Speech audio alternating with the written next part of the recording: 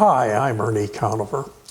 In this month's Woodworkers Journal article, I covered the setting up of a turning tool sharpening system consisting of a bench grinder and the Wolverine sharpening system.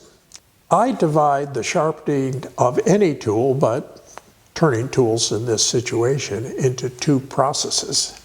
The first is that grinding, getting the tool to the right angles and shape, and two edges which meet perfectly except for the burr left by grinding.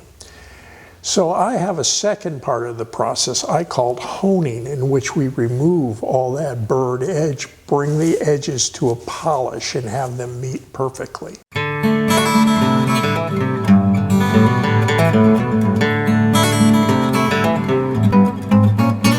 Faceplate turners will be happy to learn that for bowl gouges and scrapers, you don't want to hone them, you want that burr there. For scrapers, it's the burr that does the cutting. For bowl gouges, the burr doesn't matter. It doesn't cut any better taking the burr off than leaving it there. So any refinement of that edge would be a waste of time. I like sharpening to take place as quickly as possible. For all of the chisels, which are skews, beating and parting tools, bedans, and regular parting tools, I grind them to the shape I want, and then I take them to a diamond plate or a whetstone to refine that to a polished edge. And I use a whetstone in that case because it keeps that very straight edge with sharp corners. For gouges, however, and that would be spindle gouges, roughing out gouges, I like to use a buffer because it is very fast and brings everything to a polished edge in the minimum of time. This is a simple half horsepower buffer made by Rikon tools that I have set up here. And I use two different compounds and two different wheels to bring that ground edge to a honed edge.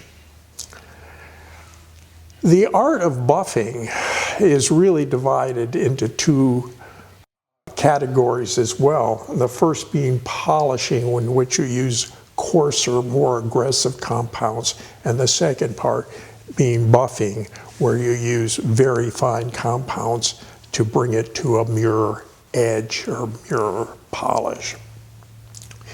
I also use two different kinds of wheels for this process. The first being on my polishing wheel is what's called a spiral sewn wheel, in which we either have rings of stitching or a concentric ring of stitching. They're both made both ways. They come in sections that are usually about a ½ inch thick, and you put as many sections on the wheel as you want to get the width of wheel you want. And that type of stitching makes a harder wheel that is more resilient. And onto this, I apply what in the trade was always called greaseless compound, but is often in catalogs today referred to as satin finishing compound. And it is a mixture of emery with a water-based glue. So I can start up this buffer and just cram this on there like that. And it has coated that very resilient wheel with abrasive compound, making it somewhat like an abrasive belt at this point, but a belt that gives more than a standard belt sander would give you. You always keep these face down in a coffee can with just a little bit of water in there to keep it wet, and so that the glue doesn't dry out in the can. Onto this wheel, which is much more fluffier, and without running the buffer, to get it even fluffier sometimes, you go in here with a pocket knife or any knife edge, and you cut back the stitching Don't do this running. Very important. And you make that to the degree of fluffiness that you want. The polishing industry would call that how much head you have on the wheel. And this is a second kind of compound, and this one is for mirror finishes on steel, aluminum, and it is basically a wax with some kind of proprietary abrasives in it. And you simply, again, cram this on the wheel like that.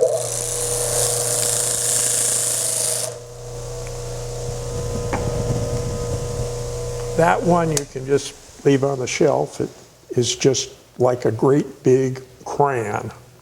So we're now ready to bring a tool to a mirror edge after it's come off a grinder. This is a big roughing out gouge.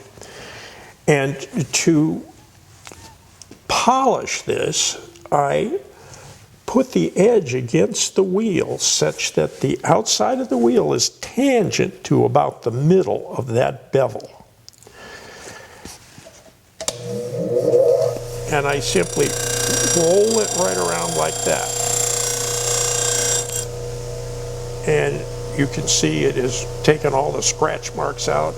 I'll now go in the flute and I try to touch behind the edge so the wheel moves a little bit and it bleeds out to the edge without rounding the edge over. Bit of an art. Now that I've done that, I can come over to this polishing wheel and sort of let it form right into that flute. Again, I'm going to touch back here and bring that to a polished edge. That is very sharp. It'll take hair off my arm. And I am now ready to go to the lathe. Here's a spindle gouge, fresh off the grinder, and again, I start this up and I'm holding the flute tangent to the wheel, taking off all of that grinding from the grinder, all those scratch marks, and going onto the corners of the wheel to catch the flute. Again, I'm touching behind the edge. I don't want to roll that edge over. Come over to the polishing wheel.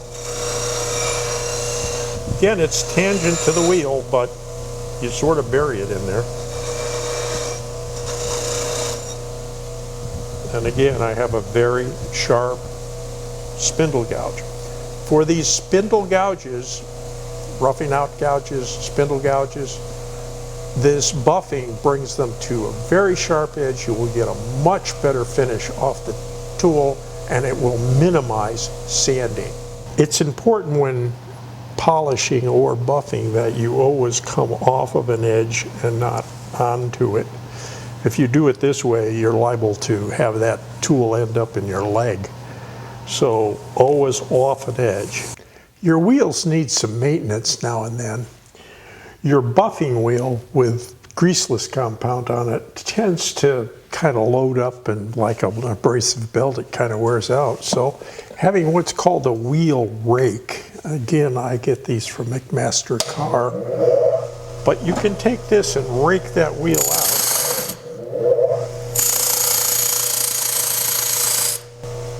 It does two things. One, it makes a cloud of dust, as you can see. But secondly, it has raked all that dirt out of that wheel and brought up a little more head, so it's a little bit softer than it was. And it's also shaped it. It's made it straight across. So we can now take our compound and reapply it to that wheel. It'll actually stick better now. You always want to stand to one side when you put compound on because it flies everywhere. And that's why I have these guards that I made out of wood on my wall. It keeps it from going up and down the wall. On your softer wheel here, you again rake it now and then, but you will get fibers sticking out of it. This wheel is new, and it's useful to get rid of the longest of those at least. And a good thing for doing that is a hacksaw, an old hacksaw blade. Use one that you've used for a while. Don't put it into the wheel, kind of drag it off the wheel. But with that, I can get rid of a lot of those long fibers that are on there and come up with this doing a little better job. Anytime you grease a wheel like this with a greaseless compound, you need to let it dry. It takes about a minute minimum for it to dry out. I usually do something else for 4 or 5 minutes and then go back to polishing and buffing.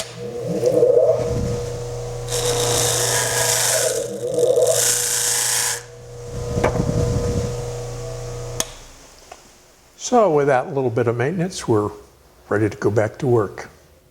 A buffing machine is also handy for just maintaining tools around your shop. It will take off rust and clean a tool up, make it look like new. Here's a screwdriver that's been sitting in the drawer for the last 20 years and could use some help. It's got a little bit of rusting on it, and I can just come over to the polishing wheel and slowly rotate that against that wheel. You can see that is now to a mirror polish. A buffer, no shop should be without one. This is Ernie Conover saying thanks for visiting my shop, and keep those tools sharp and keep turning.